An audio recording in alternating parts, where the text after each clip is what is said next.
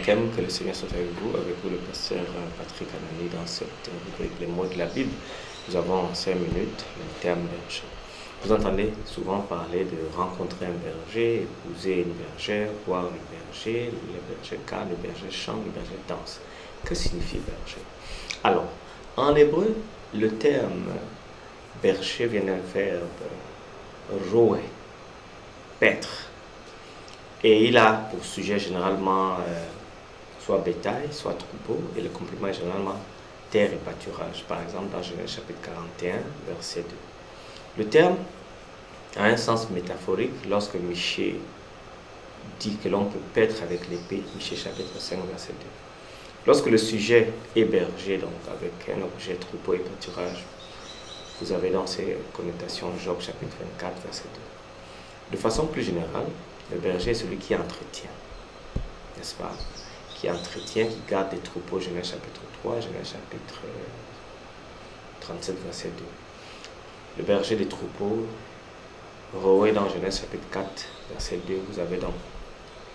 Elle enfanta encore son frère Abel, et Abel fut berger, et Caïn fut laboureur, pour qu'il en soit responsable comme leader généralement.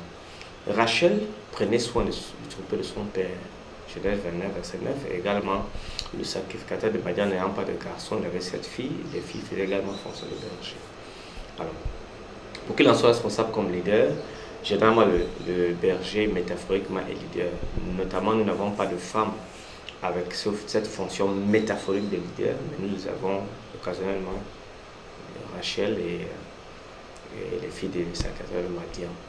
Dans Jérémie chapitre 2, parmi les leaders, les sacrificateurs n'ont pas dit où est l'Éternel, les dépositaires de la loi n'ont pas connu. Les pasteurs roués ont été infidèles, donc ils font partie de leadership. C'est Dieu en fait lui-même qui nomme l'héroïne des dirigeants, les responsables sur son peuple, Ésaïe 44, verset 28. Dieu lui-même est le roué par excellence, qui conduit, nourrit son peuple comme un berger par anticipation du psaume 23. Il bénit Joseph et dit que le Dieu en présence duquel ont marché mes pères Abraham, d'Isaac, le Dieu qui m'a conduit, Raha, depuis que j'existe à ce jour. Donc le verbe conduit, c'est Raha, et traduit par le Dieu qui a été mon berger par la version Darby, et la même chose par la version Top. Donc le berger est un conducteur.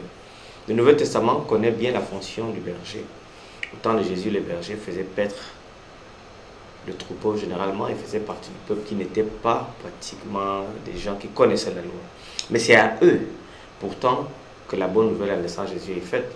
Le Nouveau Testament assume le terme de la Septante pour un berger, littéralement celui qui s'occupe d'un groupe d'animaux bergers. Luc chapitre 2, verset 8. Métaphoriquement, c'est celui qui assume la direction d'un groupe de croyants, comme représentant le Christ, comme le chef de l'Église.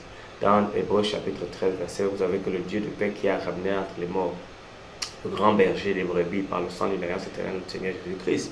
Vous voyez, c'est typiquement ça. En tant que leader humain sur une communauté de croyants, pasteur, ministre de l'Évangile. Éphésiens chapitre 4, verset 11, on parle. Et il a donné les uns comme apôtres, les autres comme prophètes, les autres comme évangélistes, comme pasteurs et docteurs. Pour eux-mêmes. Le berger, dans la littérature universelle, est une figure non traditionnelle de guide politique ou religieux d'une communauté. De même, nous n'avons pas eu ça dans le cadre des bergers. De même, l'Ancien Testament conclut n'est-il soit donné qu'exceptionnellement à Yahweh ou au roi d'Israël, d'autre part, avec une forme vivace, l'espérance du berger qui viendra à la fin du temps pour paître le peuple à la place des guides infidèles à leur mission.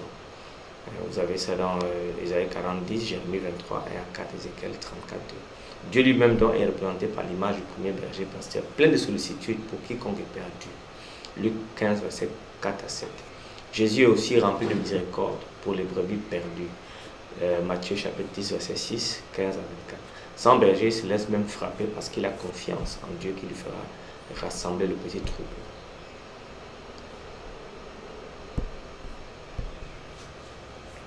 Au dernier jour, le Fils de l'homme rassemblera le petit troupeau pour le jugement. Matthieu 26, verset 31.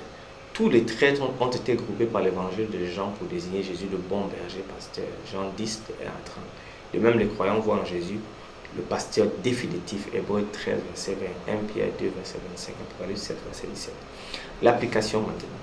Si comme pour Pierre, la marque de l'amour qu'un berger a pour Dieu est simplement de paître les brebis de Dieu, alors tous les bergers sont chargés de prendre soin d'eux, de veiller sur eux, de les nourrir, veiller sur leur enseignement, d'aller chercher les brebis lorsqu'elles s'égarent.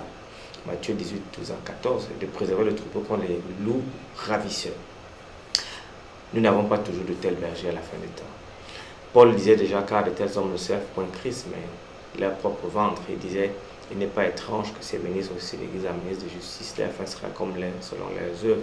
Ceux qui en effet vivent selon la chair s'affectionnent des choses de la chair. Donc nous n'avons pas toute cette grâce. Prions donc le Seigneur de nous envoyer des vrais bergers. Restons connectés. La semaine prochaine, nous avons un terme quasi important. Il s'agit du terme bête, un terme important à étudier. Que le Seigneur vous bénisse et vous garde.